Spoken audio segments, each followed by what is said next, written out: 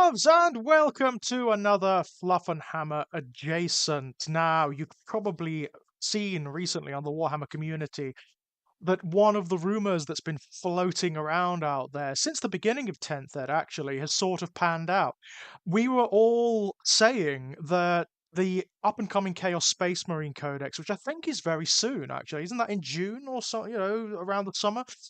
That's going to be a very significant marker for a number of reasons because what's in it or what's not in it is going to demonstrate how 10th Ed pans out to a certain degree. One of the rumors floating around before it was officially announced is that the Emperor's children were not going to be in this codex, and rather, very like the World Eaters, very like the Death Guard, very like the Thousand Sons, they will eventually somewhere down the line be getting their own codex. Obviously, in this instance, they're not going to be coming very soon, and that's been officially announced on the Warhammer Community article on the matter. What they're going to get is their own index, so they can be used. It's going to be related to the Chaos Space Marine Codex, so presumably you'll use that as a base, and then you'll use the index around that. But what it does mean, this echoes how the World Eaters were released. The World Eaters were released at the very end of Ninth. When the Chaos Space Marine Codex for Ninth Ed came out, there were no World Eaters in it. And so they got a special army list in White Dwarf. That's what's happening here. So, what does this mean? What does this mean? It means that somewhere in 10th edition, either to what my guess will be towards the tail end of 10th edition, or maybe even as an introductory army into 11th edition. Ooh, 11 editions of 40k, eh? We're going to get the Emperor's Children. There's going to be an Emperor's Children release. It's not going to be for a while. My guess is it won't be for a very long time, which is fine. That's absolutely fine. What this does is it signifies to those of us who have been clamoring for the Emperor's Children for the longest time, those of us who love Slaanesh, who love Fulgrim, who love the Emperor's Children, that they're coming. There is work going on behind the scenes. We're going to see hints and suggestions of them eventually. And we're going to get, I mean, what this means is we'll get Noise Marines at long last. Do you know? Here's a funny one. There has never been a dedicated Noise Marine boxed set. Ever. Not ever. There have been, since the original Noise Marines, which were all metal miniatures way, way, way back when, there were the original Noise Marines, which were they were sort of in between um, Lost and the Damned and Second Ed's release, and they were very limited. There were only like one or two metal miniatures. There were the Metal Noise Marines for Second Ed, which again, only three miniatures. They were very cool. I loved those original Noise Marines, but there were only three of them. They were so weird. They didn't even look like Chaos Space Marines. They were just bizarre. Absolutely wonderful things. But there were only three of them, and they were all metal, so making an army of them was prohibitive. Third Ed, you got an Emperor's Children update kit for the standard Chaos Space Marine kit that had two Noise Marines in it. The components to make a Noise Marine with a Blastmaster and a Noise Marine with a Doom Siren. No, sorry, there were three. So there was the capacity to make a Blastmaster, Doom Siren, and the Sonic Blaster. Only one of each. So that didn't count. Since then, there've been the Cacophony for Horus Heresy. Again, not really a dedicated Noise Marine set, and certainly not a plastic set for 40k. We haven't had one. There has not been a dedicated Noise Marine set ever. Ever, ever, ever, ever. In the same way that right up until the middle of Third Ed, there'd never been a Thousand Sons kit either. There'd never been a Rubrique kit till then. You had to, in Second Ed, you had to put them together yourself, and in early Third Ed, you had to sort of cobble them together from existing Chaos Space Marines. So we know, as a result of this, we will get our first ever fully dedicated plastic boxed set of Noise Marines. What I'm wondering is, what aesthetic are they going to follow? Because there's quite a difference between, like, the sort of hyper mutated Cenobitic Cacophony Chaos Noise Marines you get from Horus Heresy and the Noise Marines, the sort of hair metal, rather silly ones that you got early on from 40k. My guess is they'll be closer to the Cacophony. I think. I don't think they'll go with the sort of silly hair metal Baltazar's guitars thing. I don't think they're going to go down that route. They're going to be really hyper mutated. They're going to have like broadcasters erupting from their mouths and their eyes. They're going to have pipes all over them and whatnot. Very, very cool stuff. I can't wait to see. I cannot wait to see what they do with them. On the back of that, what can we assume? Well, they'll be obviously this is going to be a full miniatures range, right?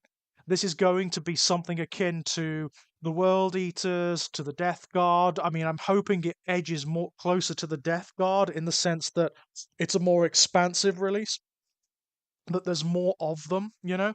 I would love to see a Terminator unit, a dedicated Terminator unit for the Emperor's Children. That would be wonderful.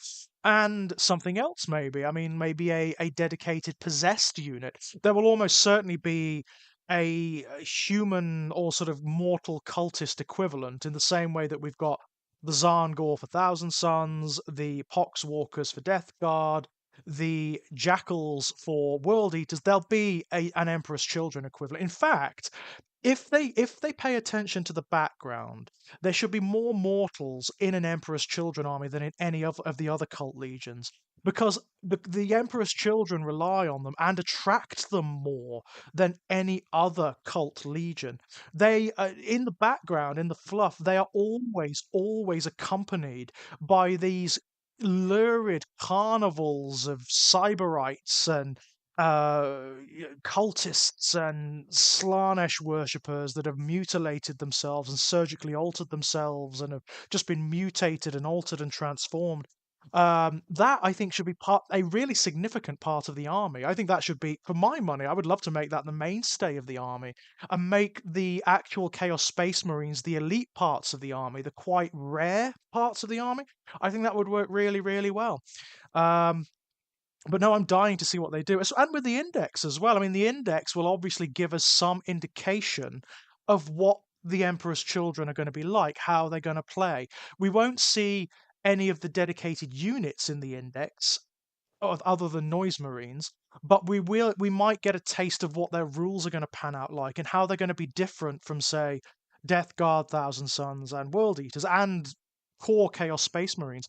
This also means for the core Chaos Space Marine Codex, there's just going to be more space. This is the first Chaos Space Marine Codex that can be dedicated to the non-cult legions, to the what I suppose you could call the undivided legions, your Black Legion, Word Bearers, Alpha Legion, Night Lords, and Iron Warriors, right?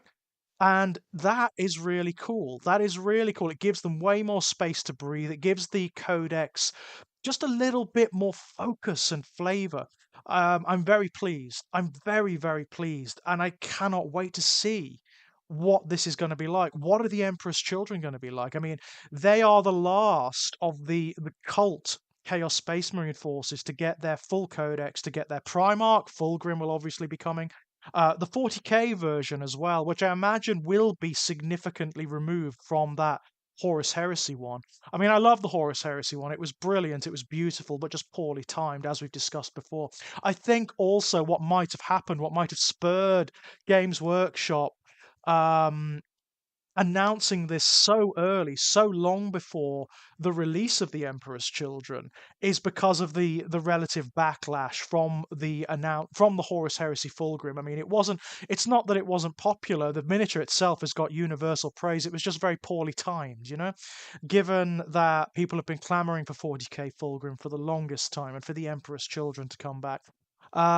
It's going to be huge, actually. It's going to be a bit of an event because it's been a long time since Slaanesh has had a dedicated presence in 40k. All of the other Chaos forces have had their moment, they've had their time. The World Eaters are kind of having theirs at the moment with Angron's return, and he's certainly making an impact. So, Fulgrim making his dedicated resurgence into the 40k universe.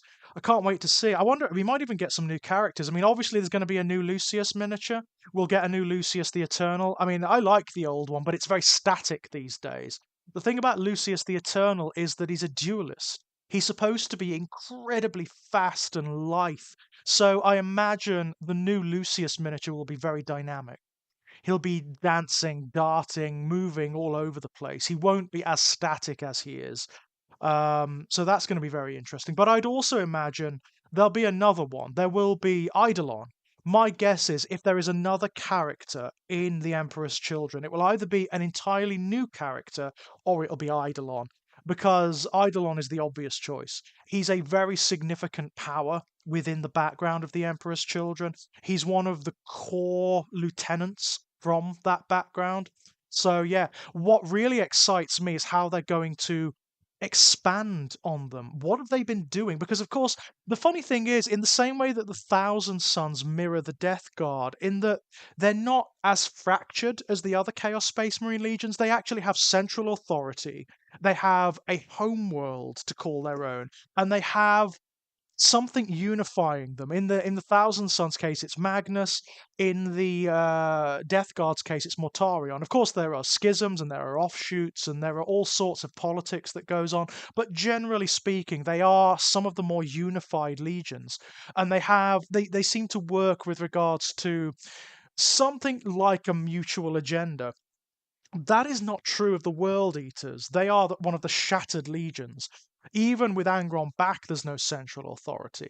They cannot really coalesce into a force anymore. They're separate war bands. I'm wondering what they're going to do with the Emperor's Children, because they are in a similar status to the World Eaters at the moment in the background. They're different. They're vying war bands. They're scattered all over the universe and all over the Eye of Terror and all through the warp.